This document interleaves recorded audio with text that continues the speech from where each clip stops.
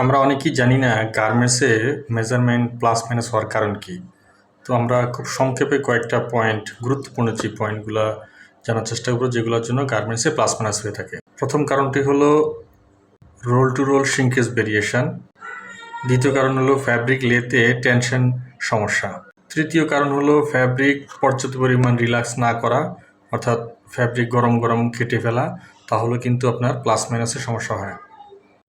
আরেকটা কারণ হতে পারে যেটা লের যদি হাইট বেশি থাকে, অর্থাৎ একসাথে বেশি পরিমাণ গার্মেন্টস কাটার জন্য যদি লের পরিমাণ অনেক বেশি করা হয়, তখনও কিন্তু গার্মেন্টসের প্লাস মাইনাসের সমস্যা হয়ে থাকে।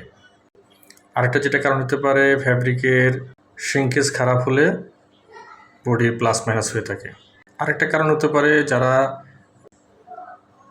স্প্রেডিং মেশিন ব্যবহার করে থাকেন লে দেওয়ার জন্য, সেটা যদি অতিরিক্ত গতি হয় বা অনেক কম হয়, অর্থাৎ স্ট্যান্ডার্ড গতিতে না হয়, খুব বেশি বা খুব কম হলে, তাহলে কিন্তু অনেক সময় কাটিংয়ের পরে বডি প্লাস মাইনাস হয়ে যায়।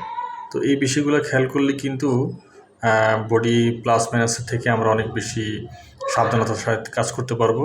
তো যারা নিটওয়্যার ফ্যাক্টরিতে চাকরি করেন বা কাজ করেন, তারা যদি এই বিষয়গুলো মানেন, আশা করি আপনাদের বডি প্লাস মাইনাস হওয়া থেকে অনেক বেশি সেফ থাকতে পারবেন। ধন্যবাদ। ভিডিওটি ভালো লাগলে চ্যানেলটি সাবস্ক্রাইব করবেন।